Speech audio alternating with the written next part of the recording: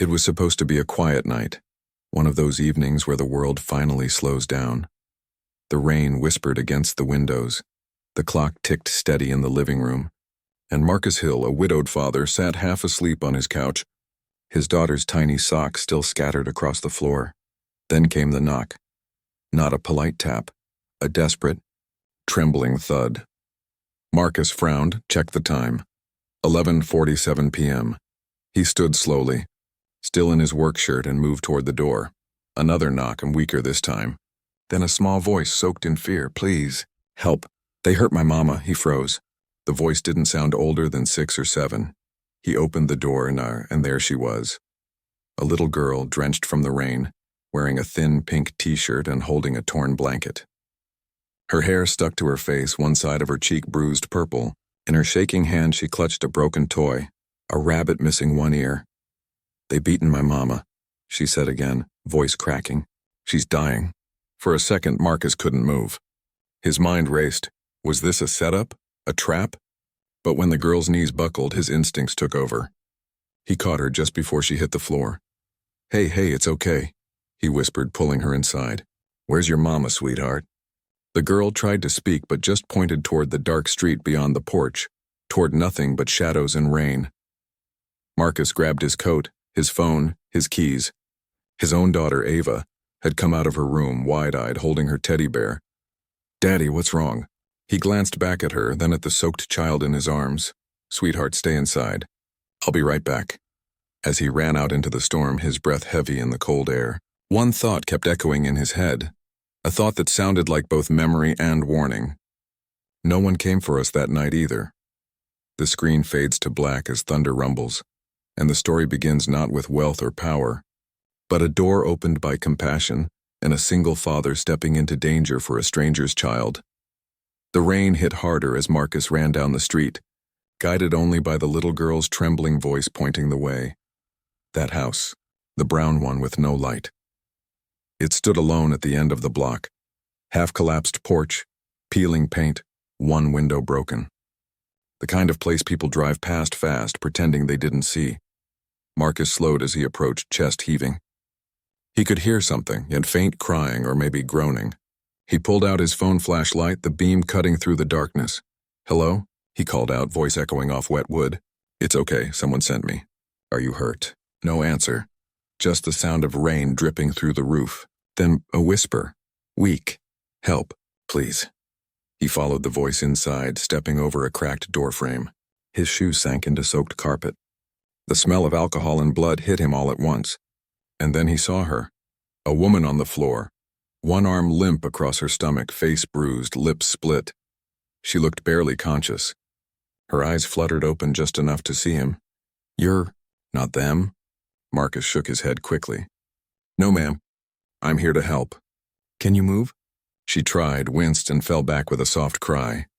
"They'll come back," she whispered, fear trembling through her words. "Please, don't let them find her." He knelt beside her, pressing his coat over the bleeding on her side. "Who did this?" "My husband," she breathed. "He found out I was leaving. He said if I ever ran again." Her voice broke off, replaced by a shallow gasp. Marcus's heart pounded. He'd seen things like this before, back when he worked nights in the city hospital. He knew the signs of a beating that could turn fatal. He grabbed his phone, dialing 911 with one hand, still holding pressure on her wound with the other. "Yes, I've got a domestic assault victim, unconscious but breathing. Send an ambulance to 42 Lincoln Drive, hurry." He glanced out the window. Headlights flashed far down the street. For a terrifying second, he thought it might be the husband returning. He moved fast, closing the door, killing the light, his pulse roaring in his ears. Then, from behind him, the woman whispered again, weaker this time, "Take her, my daughter. Don't let him find her." Marcus swallowed hard, fighting the tightness in his throat. "I've got her. She's safe." Her lips trembled into the smallest smile. Then her head fell to the side. The sirens grew louder in the distance. And as Marcus pressed harder on the wound, rain mixing with tears on his face, he didn't know if he was trying to keep her alive or keep his own past from bleeding back through her. The sound of sirens tore through the storm like a promise, or maybe a warning. Marcus stood outside the house as red and blue lights washed over the broken porch. Paramedics rushed past him, carrying their bags and shouting codes. The little girl, her name was Lily, he'd learned, clung to his legs, silent, shaking. A police officer approached, his flashlight cutting across the scene. "Sir, you the one who called this in?" Marcus nodded, still catching his breath. "Yeah, found her inside. She's hurt bad, maybe internal bleeding. The little one showed up at my house." The officer's brows lifted. "Your house? She just came to your door?" Marcus looked down at Lily, still gripping his pant leg. "Middle of the night, soaking wet?" "I couldn't just ignore it." The cop scribbled something in his notepad. "You did the right thing, man. But listen." He lowered his voice. "The husband's dangerous. He's been in and out of lockup. If he finds out you helped, you could be in trouble." Marcus met his gaze, tired but steady. "Then I guess he'll have to find me first." Inside the ambulance, the woman's pulse was faint. Paramedics shouted, "She's fading," as they worked. Marcus watched helplessly from the sidewalk, the image burning into his memory. The oxygen mask, the shaking stretcher, Lily's small hand pressed against the window glass. "She's going to be okay, right?" Lily whispered. He knelt beside her, forcing a smile he didn't feel. "They're gonna take care of her, sweetheart. She's strong." But as the ambulance pulled away, Marcus's stomach twisted, because he'd seen too many people strong enough to die anyway. Later that morning, the police took statements. A few neighbors peered through curtains, pretending not to stare. One older woman stepped out, crossing her arms. "That family's been trouble for years," she muttered. "The man's a drunk." Nobody could help her. Marcus turned to her, frustration breaking through his exhaustion. "You saw this happening and didn't call?" She shrugged. "Didn't want to get involved." That line, "didn't want to get involved," and hit him like a slap. It was the same thing people had said when his own wife was dying in that car accident, when help came too late. He took Lily's small hand. "You're staying with me tonight, but what if he comes?" she asked, eyes wide. Marcus looked toward the end of the block. A black car idled there for just a second too long before speeding off. He crouched, voice calm but firm. "If he comes, he'll have to go through me." The rain had stopped, but the air still hummed with danger. Somewhere between fear and duty, Marcus realized. He hadn't just saved a stranger's child. He'd stepped right back into a fight he thought he'd escaped years ago. The next morning, sunlight poured weakly through the blinds of Marcus's small kitchen. For the first time in hours, there was quiet, the kind that comes after a storm but before answers. Lily sat at the table, wrapped in one of Ava's pink blankets, eating a bowl of cereal too big for her hands. Her eyes were still swollen from crying, but there was a hint of something new. Trust. Marcus poured himself coffee, his eyes scanning the phone on the counter. "No call from the hospital yet." "No updates, just silence. Do you want more milk, sweetheart?" he asked softly. She shook her head, hugging the blanket tighter. "Will Mama wake up soon?" Marcus hesitated. "The doctors are helping her. She's sleeping so they can fix her." A beat. Then Lily whispered, "She said angels come when people sleep too long." He swallowed hard, forcing a gentle smile. "Well, I don't think angels are taking her anywhere yet. She's still got you to come home to." Ava walked in then, Marcus's daughter, small, bright-eyed, in her oversized pajamas. She stopped when she saw Lily and smiled shyly. "Hi, I'm Ava. You can play with my crayons if you want." Lily looked up, uncertain, then nodded. "Thank you." The two girls sat cross-legged on the floor, drawing with soft concentration as if the world outside didn't exist. Marcus watched them, something heavy and warm building in his chest. It had been years since laughter sounded that light in his home. Then the phone rang. Marcus grabbed it. "This is St. Mary's Hospital," a calm voice said. "You brought in a Ms. Harper last night?" "Yes, how is she?" "She's stable but critical. We've moved her to intensive care. She'll need surgery. She keeps asking about her daughter." Marcus exhaled, a mix of relief and dread. "Tell her Lily's safe. I'll bring her as soon as she's cleared." When he hung up, the girls were coloring side by side. A picture of a big house, a sun, two stick figures holding hands. Ava pointed proudly. "That's me and you, Daddy, and that's Lily and her mom." Marcus felt something inside him stir, a reminder that not every broken thing stays broken. But outside, as he stepped onto the porch for air, A black car sat parked across the street again. Same model as last night. Same quiet menace. A man sat behind the wheel, watching. Marcus's hand tightened around his coffee cup. "If you're coming for her," he muttered under his breath, "you picked the wrong house." Inside, Lily laughed, that small, innocent sound slicing through his fear like sunlight through glass. It was a fragile kind of hope. But for now, it was enough to keep him standing. Night fell again, and the kind that carries a warning. The streetlights flickered, the wind scraped against the windows, and Marcus couldn't shake the feeling that danger was circling closer. He'd called the police earlier, told them about the car. They said they'd look into it. He'd heard that tone before, the one that means don't count on it. Lily and Ava were asleep in the living room, wrapped up together under a blanket fort. Their breathing was soft, peaceful. Marcus stood watch by the window, the glow of his phone the only light in the room. Then, there it was. The sound of gravel crunching outside. Headlights sweeping briefly across the wall. Marcus's pulse quickened. He turned off the lamp, crouched low, and peered through the blinds. The same car. But this time the engine didn't idle. It stopped. The driver's door opened. Marcus's chest tightened. A large man stepped out, a stocky build, dark jacket. Something glinting in his hand under the porch light. He didn't need to guess who it was. The man, Derek Harper. Lily's father had come to finish what he started. Marcus grabbed his phone and whispered, 911, it's happening right now. But before he could finish, the man pounded on the door. Open up! I know she's in there. Lily woke up screaming. Ava clung to her. Daddy, what's happening? Marcus motioned for silence, ushering them toward the hallway. He whispered, stay here, both of you. Don't make a sound. The banging grew louder. You think you can take my family? Derek's voice slurred with rage, every word soaked in alcohol and hate. Marcus's hands shook, but not from fear, from restraint. He'd fought too many demons in his life to let another man's violence define him again. The lock rattled. The door frame cracked. Marcus moved quietly to the corner near the door, grabbed a metal flashlight from the shelf, and waited. His mind raced, and not with panic, but with something sharper. Not tonight, he whispered. The door burst open. Derek stumbled inside, wild-eyed. He barely saw the flashlight coming. Marcus swung once, hard, catching him in the shoulder. The man roared, dropping a small knife. A scuffle followed. Loud, desperate, chaotic. Furniture toppled, glass shattered. Marcus fought with raw force, every muscle burning, every instinct aimed at one thing, keeping those girls safe. Then, outside, sirens. The kind that sound like hope arriving late but still arriving. Marcus pinned Derek down, panting, blood trickling from a cut on his cheek. The man cursed, thrashing.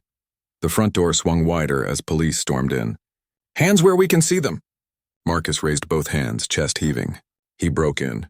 He was going to hurt her. The officers pulled Derek up, cuffing him as he shouted, She's mine! She's all I've got! Marcus looked at Lily, standing in the hallway, tears streaking her face. She whispered one word that broke the chaos apart. No. Her voice was tiny, but it carried finality. Derek went still, the fight gone. The cops dragged him out into the flashing lights. Marcus dropped to his knees, exhausted. Lily ran into his arms, burying her face in his chest. You're safe now, he whispered, holding her tight. Nobody's ever gonna hurt you again.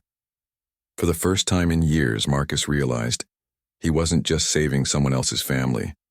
He was learning how to rebuild his own. 2 days later, the house was quiet again. Not with fear this time, but peace. The broken glass had been swept up. The door had been fixed. The scent of pancakes filled the kitchen, and for the first time in years, Marcus Hill allowed himself to breathe. The world outside was still spinning. The arrest made the news. The police wanted statements. Social workers visited twice. But inside this small home, something new was taking root. At the breakfast table, Lily sat between Marcus and Ava, humming softly as she drowned her pancakes in syrup. Her laughter came easier now. Her bruises were fading, and her eyes had begun to look more like a child's, not a survivor's. The TV in the background whispered headlines about local man saves abused mother and daughter, but Marcus muted it. He wasn't doing this for recognition. He'd had enough of headlines when tragedy found him years ago. Later that morning, he took both girls to the hospital. The air smelled of antiseptic and coffee. Lily gripped his hand so tight it hurt. When they entered room 203, the woman in the bed, Maya Harper, stirred. Her face was bandaged, her skin pale but alive. She blinked once, then twice before her gaze found Lily. Mama. Lily bolted into her arms, tears streaming down both their faces. The machines beeped faster as Maya tried to sit up, her voice cracking. "You're okay, baby. You're okay." Marcus stood by the doorway, his throat tightening.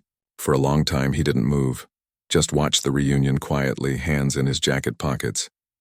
Then Maya looked up, eyes meeting his. Weak but full of gratitude. "You saved my daughter." He shook his head gently. "She saved herself. I just opened the door." Her lips trembled into a faint smile. "You didn't have to help. Most people wouldn't." Marcus looked down, his jaw tightening. "I used to think that way too. Until someone I loved needed help and nobody came." Silence filled the room, not awkward but full of shared pain. The kind only survivors recognize in each other. Before he left, Maya said something that lingered. "You didn't just save us. You reminded me that good men still exist." That night, Marcus tucked both girls into bed. Lily had asked shyly if she could stay just a little longer, until her mom got better. He'd nodded without hesitation. When they fell asleep, he sat by the window, the city lights flickering outside. He thought about how strange life was, how one knock on a rainy night could pull him out of loneliness and give him purpose again. He walked over to the wall where Ava's drawings hung, now joined by a new one. 3 figures holding hands under a yellow sun. Ava had labeled them in crayon. Me, Daddy, Lily. Marcus smiled softly. He didn't need words to understand what that meant. Sometimes, the family you save becomes the family you need, and as he turned off the light, the same house that once echoed with silence now glowed with something rare. Warmth, hope, and the quiet power of a man who had rediscovered his heart. A week later, the city had already moved on. News stations found a new story to chase. But inside Marcus Hill's modest home, life was beginning again, quietly, beautifully, and in ways no headline could ever capture. Maya was recovering well. The doctor said she'd walk again soon. The bruises would fade, but the scars and the ones that ran deeper would take longer. Lily spent her afternoons helping Ava bake cookies, her laughter spilling through the house like sunlight. Marcus sat on the porch most evenings now, sipping coffee as the sun went down. He'd built this small ritual, a few moments of peace before the world grew dark again. He wasn't the same man who opened that door a week ago. He'd been living like a man half asleep, trapped in his own loss. Ever since his wife died, he'd survived, worked, cooked, cleaned, smiled when his daughter needed him to. But he hadn't felt alive. Not until a scared little girl knocked on his door and forced his heart open again. That night had been chaos, but out of it came something sacred. A reminder that courage isn't always loud. Sometimes it's just a man deciding to care when it would have been easier to turn away. As the porch light flickered on, Maya stepped outside slowly, holding onto the railing for balance. "You always sit here?" she asked, smiling weakly. Marcus chuckled. "Yeah, helps me think." She looked out toward the horizon. "You ever think about how strange it is? How pain can bring people together who never should have met?" He nodded. "All the time." A comfortable silence followed, broken only by the sound of the girls giggling through the window. Maya turned to him and said softly, "You didn't just save us, Marcus. You showed me that not all stories end in fear." He looked at her, really looked. And for the first time in years, hope didn't feel like something he was borrowing. It felt like it belonged to him again. "Maybe," he said quietly. "Some stories end where healing starts." The camera would pull back here onto a wide shot of the porch, the 2 adults sitting side by side, the faint glow of laughter inside. The night sky above them wasn't dark anymore. It shimmered faintly, as if the storm had finally passed. Sometimes the smallest knock can change your whole life. The question is, will you open the door when someone needs you most? Kindness isn't a grand gesture. It's choosing to care when no one else will. What would you have done if a child knocked on your door that night? Would you have opened it? Share your thoughts in the comments. Your words might touch someone who needs courage today. If this story moved you, don't forget to subscribe to True Pursuit, where real compassion, hope, and humanity still matter.